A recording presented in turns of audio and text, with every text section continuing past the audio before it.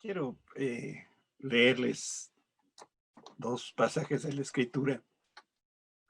Primero quiero referirme a Juan 1:14, que dice: entonces la palabra o el verbo se hizo hombre, se hizo carne y vino a vivir entre nosotros. Estaba lleno de amor inagotable y fidelidad. La Reina Valera dice: estaba lleno de gracia y de verdad. Y hemos visto su gloria, la gloria del unigénito, del único Hijo del Padre. Y Hechos 2:1 al 4 dice que el día del Pentecostés, que ustedes se acuerdan, se celebraba 50 días después de la Pascua, la fecha en la que Jesús murió crucificado. Todos los creyentes estaban reunidos en un mismo lugar. De repente se oyó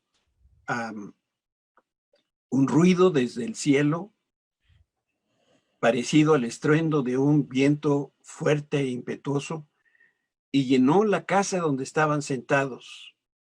Luego algo parecido, unas llamas o lenguas de fuego aparecieron y se posaron sobre cada uno de ellos, y todos los presentes fueron llenos del Espíritu Santo y comenzaron a hablar en otros idiomas, en otras lenguas, conforme el Espíritu Santo les daba esa capacidad. Y esto es lo que dice el Señor para nosotros este día. Les he dado una perspectiva nueva y fresca. Estoy quitando los estilos de vida paralizados, estancados y perezosos, y estoy liberando en ustedes mi celo, mi pasión ardiente por mi reino. He vuelto a despertar en mi pasión por mi santidad, por mi gloria, por mi justicia, y una pasión por habitar en mi presencia una vez más. Encontrarás paz en mi presencia y serás transformado, serás refinado y purificado en mi presencia. Te estoy llamando, ¿vendrás? ¿Vendrás una vez más conmigo a ese lugar? ¿Estarás y recibirás mi amor?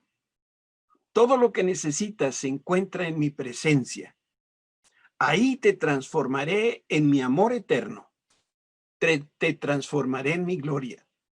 En mi presencia las visiones vuelven a cobrar vida y los sueños empiezan a hacerse realidad. Te estoy llamando a un lugar donde tendrás encuentros en el fuego de mi gracia. Así como Moisés fue cambiado al encontrar mi fuego, tú también lo harás. Así como los creyentes en el aposento alto fueron cambiados por encontrarse con el fuego del Espíritu Santo, tú también serás transformado y cambiado. ¿Vendrás? Tu vida de oración será transformada y cobrará vida por mi fuego de gloria. ¿Vendrás? Encontrarás tu lugar y también encontrarás quién eres en mi presencia. Te estoy esperando a que vengas. En Cristo Jesús. Amén y amén. Qué gusto es poder estar con cada uno de ustedes esta mañana y buscando de parte de Dios su dirección para este día, lo que Él nos quiere hablar. Y Él nos vuelve a hacer esta invitación a regresar a Él. Y yo espero que la palabra que Dios ha puesto en mi corazón para compartir hoy ayude en esa misión, en esa invitación que el Señor nos hace. Siguiendo con nuestro estudio de los personajes de la Biblia, al menos de algunos de ellos, hoy voy a hablar un poquito de Pablo y de Sansón. Y solo hago aquí un paréntesis para, si Dios permite, que pronto estemos en las transmisiones. Y si tuviéramos que tener 2 reuniones, se me ocurre que a lo mejor la primera reunión podemos ir los gordos, los que hemos subido en la pandemia. Así, si estamos nada más nosotros, pues no vamos a sentir tan feo. Y la segunda reunión se las dejamos a los flacos.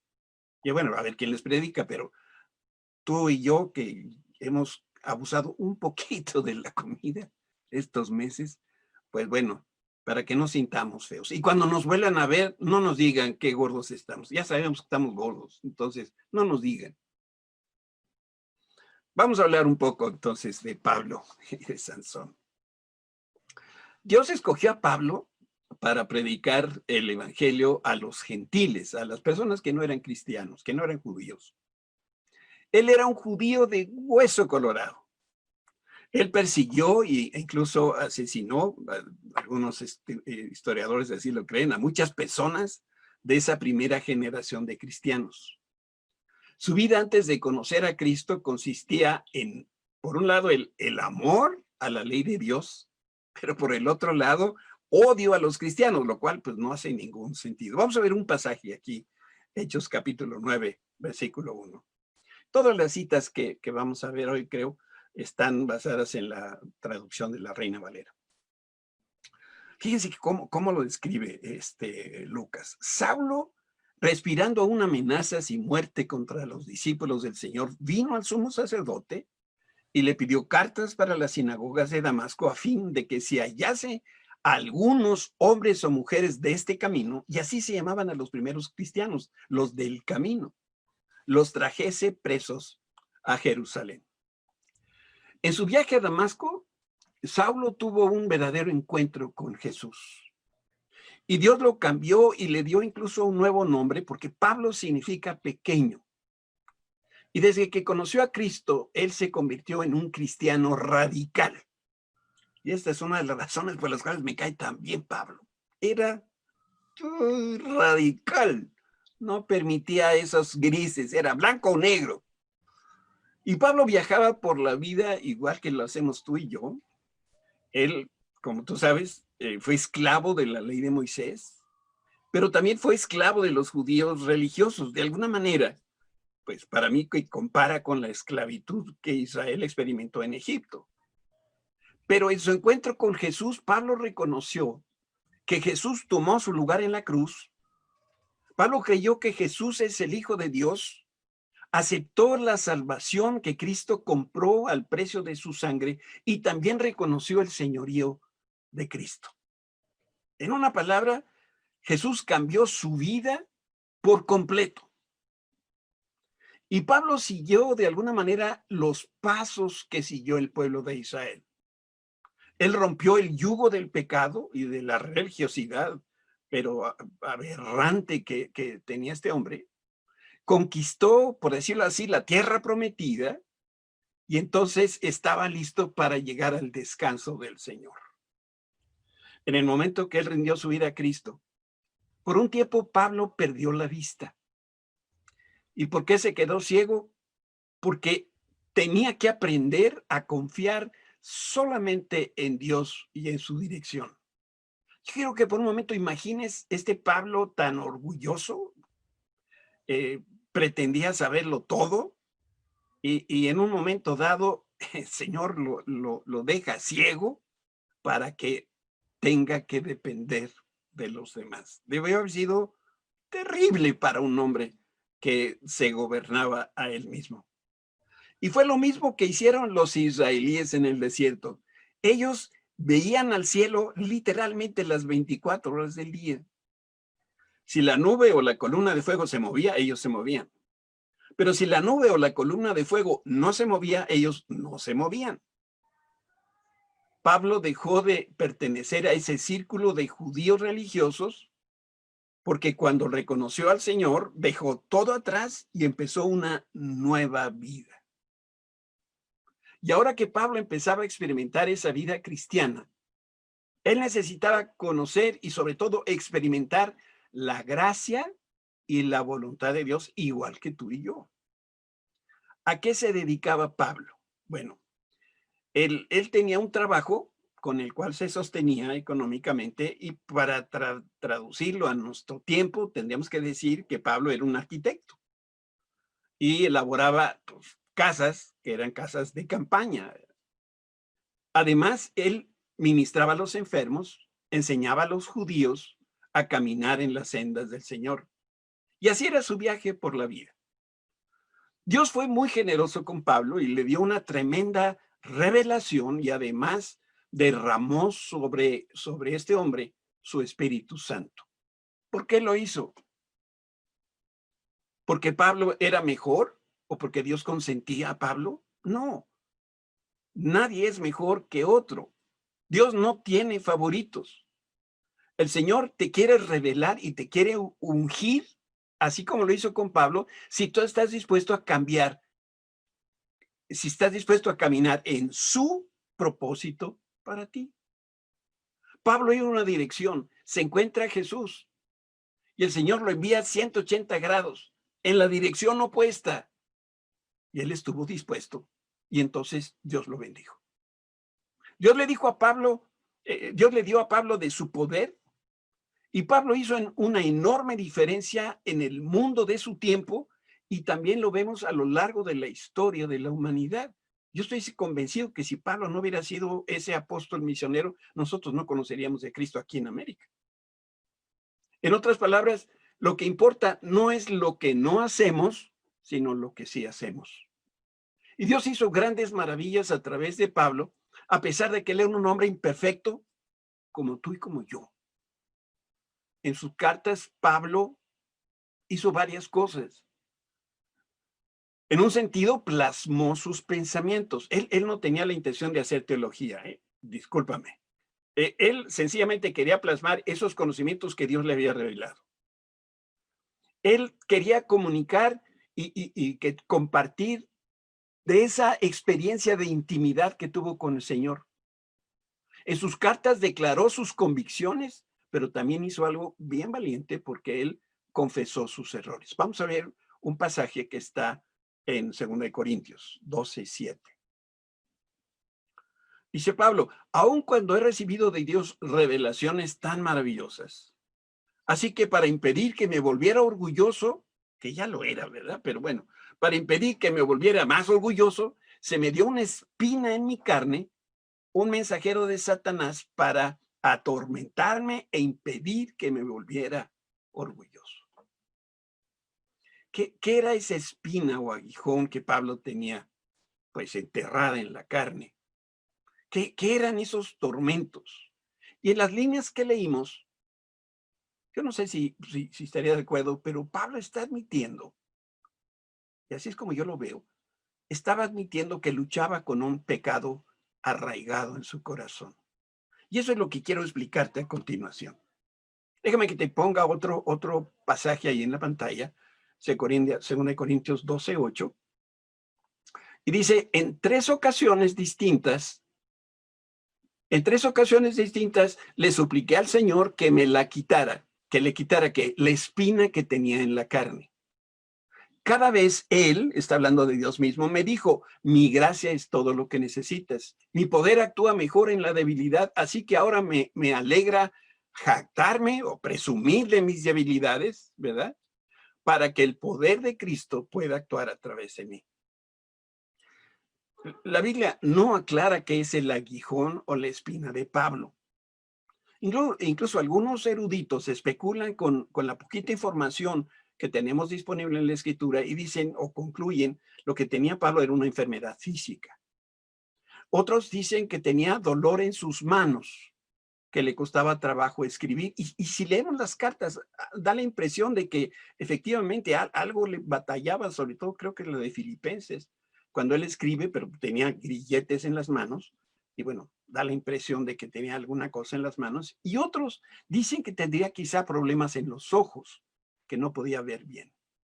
Pues puedo estar yo equivocado en mi apreciación, pero para mí el aguijón que tenía Pablo era un pecado que yo clasifico de esos pegajosos.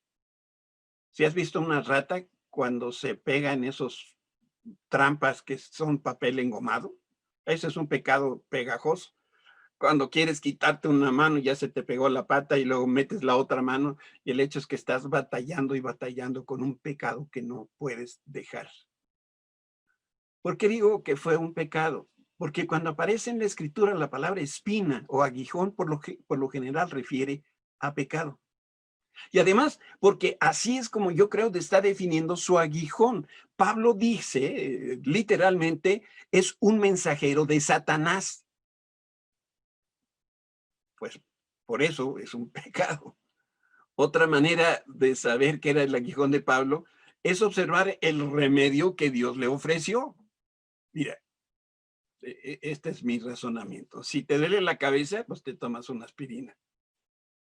Si te tuerces el tobillo, pues te sobas con vitacilina. ¡Ah, qué buena medicina! Pero en cuanto al aguijón, el Señor le dice a Pablo, bástate mi gracia. Esta es la medicina que tengo para ese aguijón. Lo único que necesitas es mi gracia. Mi gracia es suficiente para resolver tu problema. Lo que sea que tengas enterrado en la carne o en el alma, el Señor le dice, mi gracia es suficiente. ¿Qué recetó el Señor para la enfermedad física? La sanidad divina. Esa es la medicina para cualquier enfermedad, porque aunque tomes medicamento o te opere un doctor, finalmente el que sana es Dios, por eso es la sanidad divina la que nos da la salud física. ¿Y qué recetó Jesús para el pecado, como el adulterio o el robo? Pues la respuesta es que la única medicina para el pecado es la gracia y el perdón de los pecados. Desde mi perspectiva, Pablo reconoció frente a sus lectores que él luchaba con el pecado. Seguramente con mucho dolor y también seguramente con mucha vergüenza. Él estaba diciendo lo que le estaba pasando y en otras palabras, él decía, no hago lo que quiero, hago exactamente lo que no quiero. Y eso es lo que dice Romanos 7. Vamos a ver este texto, a partir del versículo 18. Yo sé que en mí, es decir, en mi naturaleza pecaminosa, en mi carne, no existe nada bueno. Quiero hacer lo que es correcto, pero no puedo. Quiero hacer lo que es bueno, pero no lo hago. No quiero hacer lo que está mal, pero igual lo hago. Ahora, si hago lo que no quiero hacer, realmente no soy yo el que hace, el que hace, el que hace lo que está mal, sino el pecado que vive en mí. Pablo es el escritor bíblico que mejor comprendió la gracia de Dios. ¿Por qué? Porque Dios se lo reveló, sí, y porque también Pablo experimentó en carne propia la gracia de Dios. Quien más ha pecado es quien más aprecia la gracia perdonadora de Dios. Yo no sé si tú te sorprendes que Pablo tuviera que luchar con uno o con varios pecados de estos arraigados y pegajosos. No es lo mismo que te sucede a ti, me sucede a mí. Yo recordaba lo que en estos días un pastor platicando sobre otro pastor que había cometido un pecado. Y bueno, para nosotros hay pecados que son muy horrorosos, muy feos, muy, bueno, nos exhiben. Y la concluimos que en la iglesia solamente hay dos clases de personas, los que ya los cacharon en un pecado y los que todavía no los cachan. ¿Por qué? Porque todos tenemos una naturaleza pecadora porque nacimos, somos hijos de Adán y de Eva. Pablo era un hombre de una sola pieza. Cuando él habló y cuando escribió, siempre fue transparente y tenía que ser ahora transparente en su propia vida. Por eso lo escribe en sus cartas. A los Romanos capítulo 7, como leímos, él les dijo, en este momento estoy luchando con un pecado, pero también estoy seguro que Dios me va a dar la victoria. Y saben, a los corintios les habló de su debilidad. Porque esta es una palabra clave que le encontramos en la segunda carta de Pablo a los Corintios, capítulo 12. Pablo entonces está diciendo, cada vez él me dijo, Dios me dijo, mi gracia es todo lo que necesitas. Mi poder actúa mejor en la debilidad. Fíjense bien que 4 veces aparece la palabra debilidad en 2 versículos. El 9 y el 10. Mi gracia es todo lo que necesitas. Mi poder actúa mejor en la debilidad. Así que ahora me alegra jactarme o me presumo de mis debilidades para que el poder de Cristo pueda actuar a través de mí. Es por esto que me deleito en mis debilidades y en los insultos, en privaciones, en persecuciones y dificultades que sufro por Cristo, pues cuando soy débil, ahí está la cuarta, entonces soy fuerte.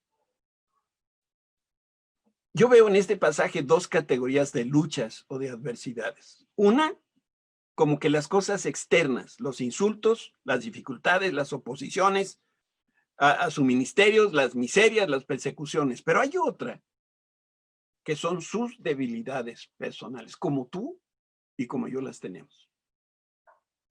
¿Qué medicina salva la debilidad? Que era el pecado o el mal de Pablo, solamente la fortaleza de Cristo. Tú sabes que tú y yo somos la iglesia de Cristo. Y cuando la novia es débil por el pecado, Cristo es fuerte. Él es nuestra medicina perfecta. En todo momento tú y yo debemos ser uno con Cristo, con Dios Padre y con el Espíritu Santo, pero en especial cuando estamos luchando en contra de nuestros pecados arraigados. Si el pecado arraigado se convierte en adicción, no lo voy a lograr derrotar. Al menos no con la abstinencia. Lograré la victoria sobre la adicción solo cuando luche de la mano de Cristo, porque yo no puedo. Tan no lo puedo que llevo años luchando con esto. El único que me puede llenar, me puede liberar de este deseo inmoral es Jesucristo. Porque en Cristo yo puedo derrotar la cizaña, el pecado y la espina, el aguijón. Te hago una pregunta. ¿Qué debe hacer un ministro que pecó? Te puedo decir a lo largo de mi vida lo que he visto es que algunos han dejado el ministerio, algunos les han pedido que dejen el ministerio, a otros les han pedido que pida perdón a la iglesia y otros andan por la vida haciendo otra cosa para poderse sostener. Voy a declarar una verdad, pero yo te voy a pedir primero que abroches tu cinturón de seguridad, porque lo que voy a decir te va a sacudir. Dios permitió que Pablo trabajara en el ministerio, que predicara, que sanara enfermos, que escribiera cartas inspiradas por el Espíritu Santo mientras luchaba contra ese pecado que no podía dejar.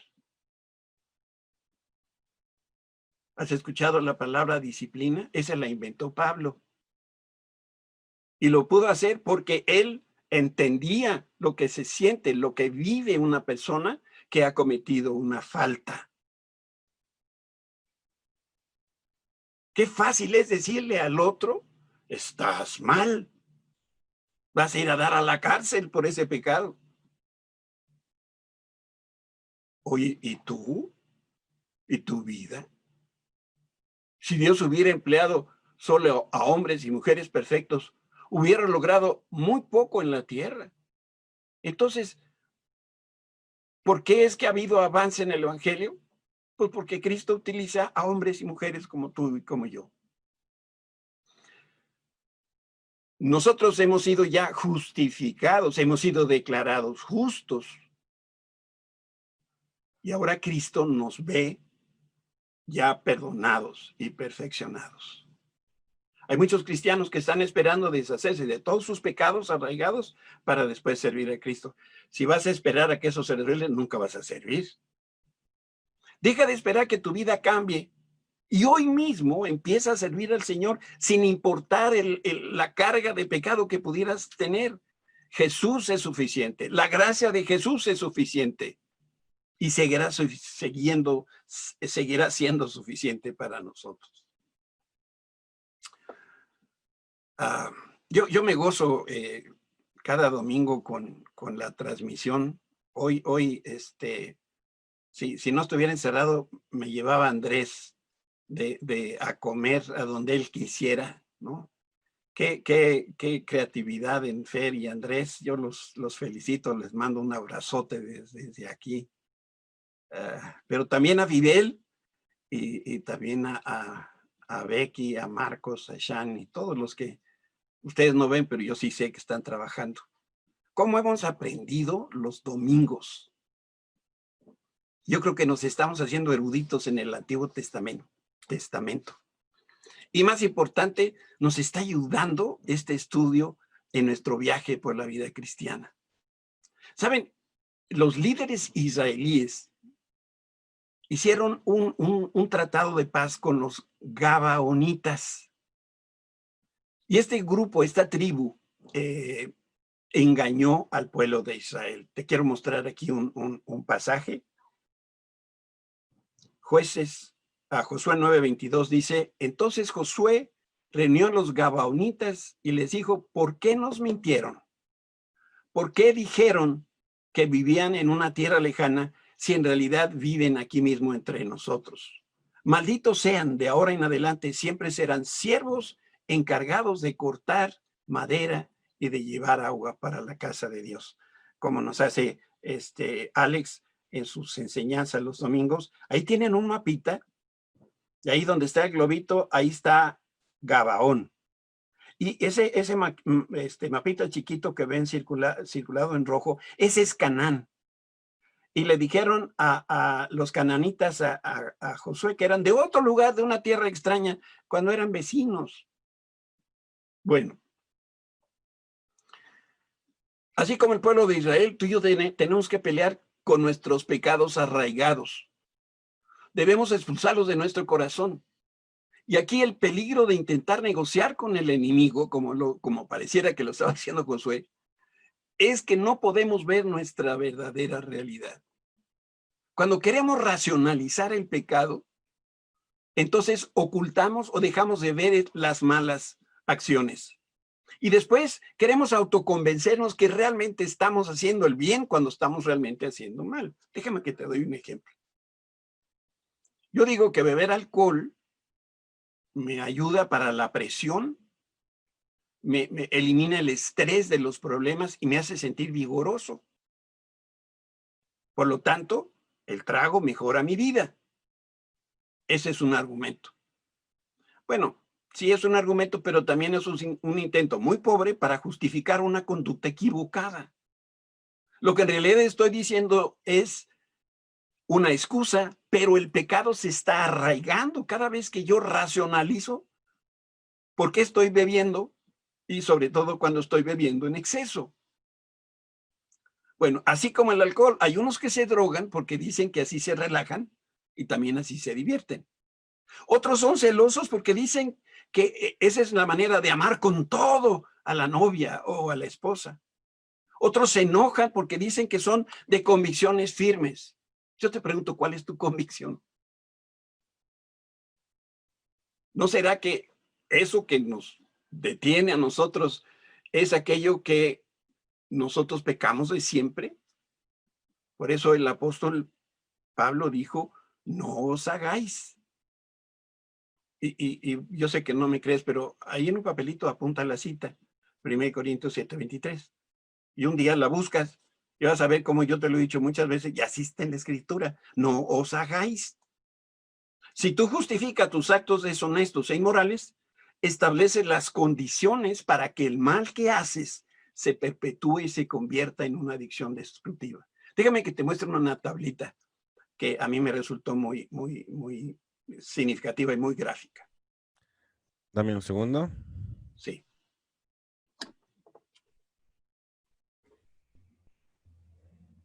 Listo. Primer renglón.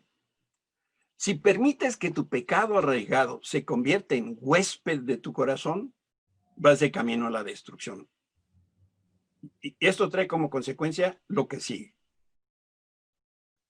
Pero si de huésped tu pecado pasa a residente, entonces más tarde o temprano eso te va a cegar con sus mentiras.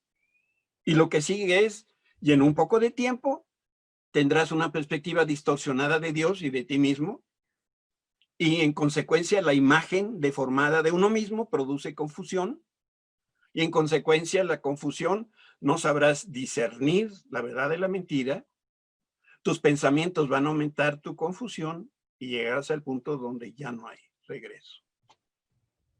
En otras palabras, si tú te doras la píldora a ti solito sobre las cosas malas que estás haciendo, vas a llegar un día donde ya no hay regreso.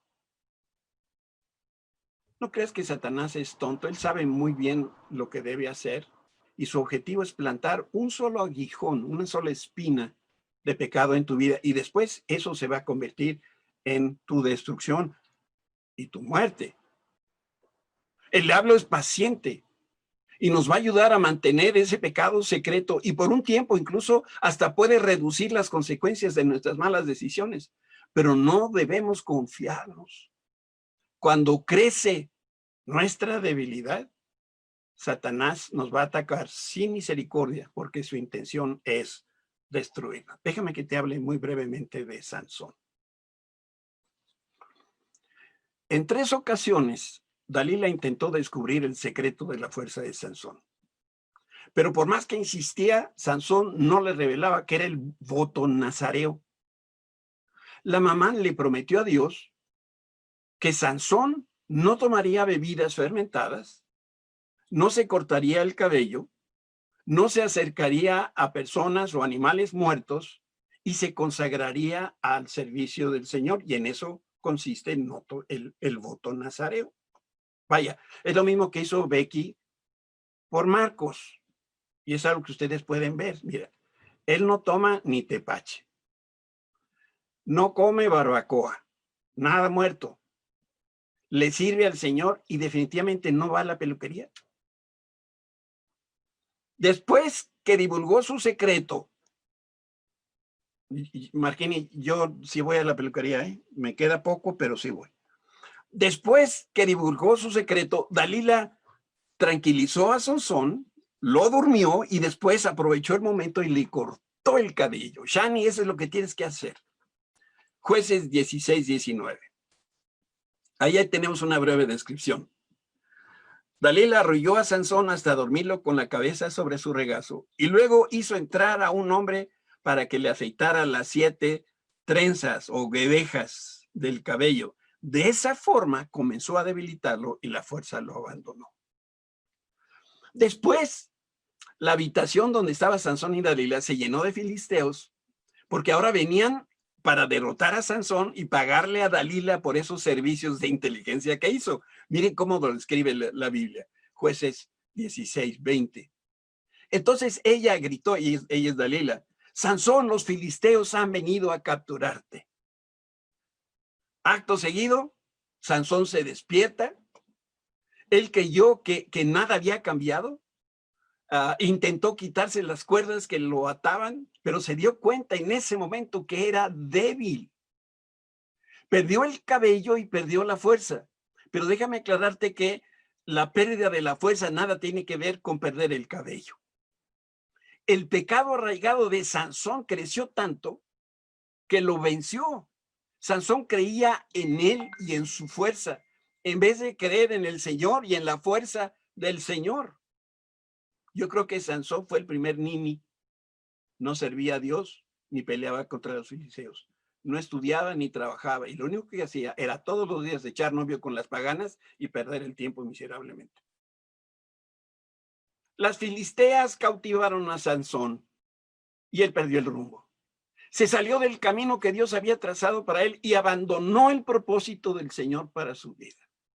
Esta es la parte triste de la vida de Sansón. Y para acabarla de molar, él se creía invencible. Se sentía súper Sansón. Pero finalmente una mujer filistea le ganó y lo dominó. Cuando David admitió su pecado con Betsabé, su respuesta fue pedir perdón a Dios. Mira cómo lo dice el Salmo 51. Uno de los salmos más tristes y al mismo tiempo más reveladores del corazón de David. Y le está hablando al Señor y le dice: no me expulses de tu presencia y no me quites tu Espíritu Santo. El contraste de David con Sansón es abismal. Sansón se sentía se hizo tan insensible que ni siquiera se dio cuenta que Dios se había apartado de él. Los gobernantes filisteos le sacaron los ojos a Sansón y lo llevaron a Gaza. Y ahí leemos este otro texto, Jueces 16-21. Dice: así que los filisteos lo capturaron, le sacaron los ojos, se lo llevaron a Gaza, donde lo ataron con cadenas de bronce y lo obligaron a moler grano en la prisión. Sansón se hizo mucho daño, pero de cualquier manera quedaba un asunto por resolver que necesitaba la fuerza sobrenatural que viene de Dios. Y por eso, una última vez, el Señor lo vivificó a Sansón Lo llenó de su espíritu para que derribara las columnas de una construcción y matara a miles de funcionarios filisteos. Y este es el relato como leemos en Jueces 16:30. Y pidió en oración, Sansón, déjame morir con los filisteos. Y el templo se derrumbó sobre los gobernantes filisteos y todos los demás presentes. De esta manera, Sansón mató más personas al morir que las que había matado durante toda su vida, que era la razón de vivir de Sansón. Lo más dramático de la vida de Sansón fue que por su pecado le sacaron los ojos. Y yo creo que la enseñanza no podía ser más clara y más gráfica. El pecado arraigado dentro de Sansón creció y se hizo más fuerte que Sansón. Esa espina dentro de Sansón creció tanto que lo cegó. Reitero, Pablo también quedó ciego. En su caso fue una ceguera temporal, no en el de Sansón. Sansón no podía ver, y lo más triste, no podía producir la fuerza sobrenatural e invisible que solamente viene de Dios. Y este era su propósito de vida. Pero él estaba tan ocupado dándole vuelo a su pecado que no podía producir el fruto del Señor aquí en la tierra. Y esta es una metáfora asombrosa. Este episodio de Sansón nos enseña cómo lo invisible de Dios, lo que es espiritual, se convierte en físico y visible en el ámbito natural. Y al final de su vida, Sansón como que arrancó el árbol que destruía su corazón y lo plantó en el mundo físico. Y de esta manera destruyó más filisteos en un acto que todos los demás que debió haber matado a lo largo de su vida. ¿La gracia de Dios sería suficiente para perdonar la maldad de Sansón? Por supuesto que sí. Porque gracia de Dios significa que el Señor nos ama y nos acepta, como hemos cantado hoy en la alabanza, a pesar de nuestro pecado. Por eso, antes de concluir, quiero regresar muy breve con Pablo por unos minutos y quiero que juntos leamos una porción de la carta de Pablo a Tito, capítulo 2. Pues la gracia de Dios ya ha sido revelada, la cual trae salvación a todas las personas y se nos instruye a que nos apartemos de la vida mundana y de los placeres pecaminosos. En este mundo maligno debemos vivir con sabiduría, justicia, devoción a Dios. En los últimos años de vida de Pablo, él escribió una carta a Tito, que era uno de sus hijos espirituales, y estoy seguro que Pablo venció, si no a todos sus pecados, sí a los más importantes que lo atormentaban. Y Pablo dejó el secreto del éxito en esta carta. Y lo que les revela es que Dios le dijo desde el principio, mi gracia es suficiente. Y Pablo está explicando que la gracia es un maestro. La gracia nos enseña a decir no a las presiones y a los demás placeres del mundo. Por eso, si tu vida no muestra el carácter de Cristo, quiere decir que vives sin gracia.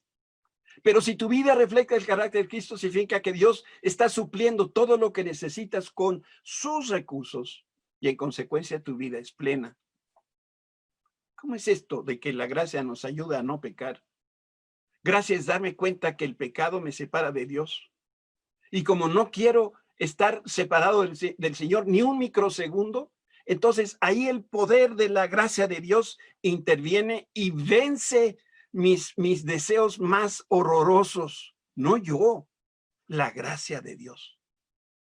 Porque cuando Sansón pecó, el Señor se apartó de él. Y se apartó de él y también se apartó del pacto que Dios hizo a través de la mamá de Sansón en ese voto nazareo. En el Antiguo Testamento, que es la figura de Sansón, vemos cómo así operaba el pacto viejo. El Espíritu Santo estaba sobre Sansón. Y gracias al sacrificio sustituto de Cristo en la cruz, tú y yo ahora tenemos el Espíritu Santo habitando en nosotros. Y ese es el pacto nuevo. Y eso es lo que Pablo experimentó. Ahora la gracia de Dios opera dentro de mí. Y si Cristo vive su vida en ti, significa que el Espíritu Santo está en ti. Pero si vives como Sansón, significa que no hay vida en ti y que esos propósitos de Dios sencillamente no se van a cumplir. Quiero dar un pensamiento final. La vida de Sansón empezó con el voto nazareo.